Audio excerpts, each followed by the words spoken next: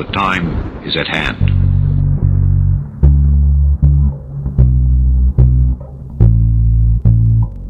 From the land of crackheads and honey, this is In Dark Places. I'm your Huckleberry, Junebug Fugit. This is part of my little YouTube experiment, Ghost Stories. Many years back, I had to grab something from the car. It was pitch black outside, and there was no wind, so I could pick up on any sound. I felt uneasy for an unknown reason, like something bad would happen. I grabbed what I needed and headed in, but before I got to the door, I heard a bell ringing. I turned around to see if I could find where the sound was coming from, and I noticed a red light speeding down the road. This scared me to death. It was so random. I started rushing to the door, but I was curious to see what it actually was. Eventually the red light started heading in the opposite direction. The bell sound also got quieter. My gate was shut, so I knew that whatever it was couldn't get to me. At least, that's what I thought. I was just about to head inside when the ringing started getting a lot louder. I turned around, and sure enough, it was approaching me with extreme speed. I rushed inside and peeked out through the closest window and saw the red light 10 or so meters away from the window. I don't know what it was. I thought for hours on end about the possibilities, but considering the area that I lived in, I was stuck on what it could have been. Whatever it was inside my property the entire time while I was getting something out of my car. If I was even a few seconds slower, it would have reached me, and who knows where I would be today if that was the case. I woke up the next day confused and kind of forgot about it, but the next night I felt paranoid and just looked outside for a good 45 minutes. Sure enough, I saw that red light again. This time it was along another side street, thankfully not inside my property. I knew calling the police would do nothing, as there was nothing they could do. So I just waited to see if I could get a glimpse of what this thing was. I waited another 5 minutes, watching it from the safety of my home, but it eventually disappeared down the road. My mother used to live in a house that apparently was the home of a family who had had horses back in the day, and a man tried to steal one. The family caught and hanged him. She'd seen his spirit, a disembodied head, and so had her brothers. Now, in recent years, a friend of my sister's was watching her son, who was babbling at the upper corner of the room. "Who are you talking to?" He points at the corner and says, "Joey."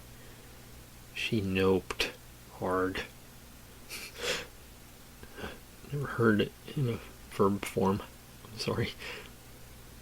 The thing is, my sister, his mother, had apparently known a ghost, I believe, named Michael. So we thought Joey may have been his actual name, and was talking with the boy. I've had a few experiences myself.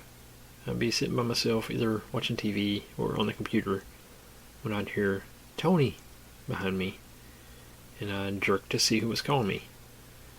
At the house, 2 times prior to this one, this happened when I was making myself food. I was on my way back to my room when I heard over my shoulder and in my right ear, "Tony," and I blazed like God's fury into my room, ate my cereal, and cried myself to sleep. The house just before this one, where my nephew met Joey, I had one particular experience that spooked me bad. I was on my way back to my room upstairs when, in the kitchen, near my mom and my dad's room, I saw a huge man, monstrous trap muscles like the Alps and wide-shouldered like Texas. I turned to look at him and asked, "Why are you here? Who are you?" And he was gone. Well, I think there's a Bigfoot there. That'd be my guess. Now, in the house we're in, I've had a few. The Red Woman. I was sitting in the living room, which has a view of the nexus point between the bathroom, laundry room, back entrance, and the stairs to the second level. In the doorway is a woman, undoubtedly a woman, in a stark white dress. possibly wedding dress, seemed ornate, with the most fiery red hair I've ever seen on a person. I turned fully to see, and she was gone. From what I saw, she easily dwarfed me, 6'4" maybe. Now, a reoccurring experience is I'll be laying down in bed with my girlfriend about to get some sleep. We have a cat, hers, so I do take into account whenever I go to bed. It'll happen a few times after I lay down. I pat down the covers so there's no air. I like being a taco, where I'll feel someone, a small body, lay down next to me and seem to cuddle into my side. My girlfriend sleeps separate from me, as I'm a human toaster. I'll make her sweat just by laying a hand on her shoulder. So I know it isn't her. I know it's not the cat. But someone's cuddled into my left side, and my hairs are stood up. I feel the sensation of touch. Something is cuddling my left arm. Back in 2007, I went back home for a holiday. One night, I went to bed late and was woken up by someone standing by my bed. First, I thought it was my dad. When I fully opened my eyes, the thing dispersed, and I heard a loud noise under my bed. I looked under my bed and there was nothing there. Needless to say, I ran out of the room and never slept in that room again. I grew up with my great-granddad's ghost living in the house. It was the house my grandma grew up in. He died before I was born.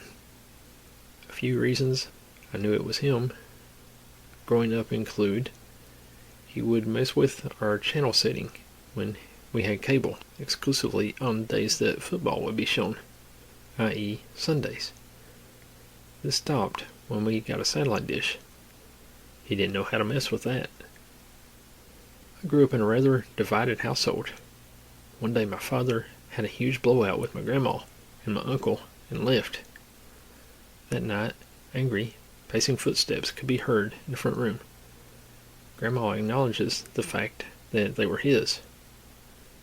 He liked to help my grandma cook. This meant that he would sometimes boil a pot of water for her if she set it on the stove. The stove was not on at any point. This also happened to my father. More recently, my uncle committed suicide in the house with a pistol that belonged to great-granddad, oddly enough.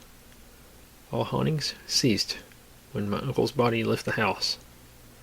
We think great-granddad is helping my uncle as a sort of afterlife guide person. Well, that's about all the stories I got for you. Hope you enjoyed those spooky ghost stories. Thanks for listening, and God bless.